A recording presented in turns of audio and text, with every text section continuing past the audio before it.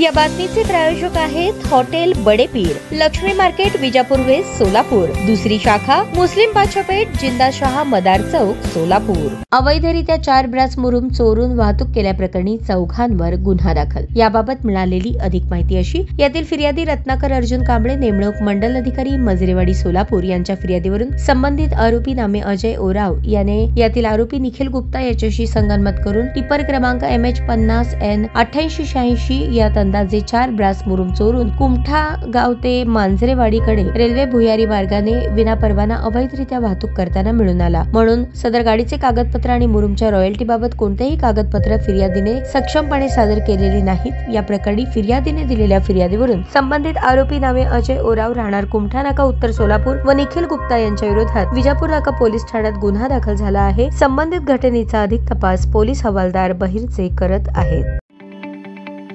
ताज्या बातम्या पाहण्यासाठी प्राईम महाराष्ट्र न्यूज चॅनलला सबस्क्राईब करा।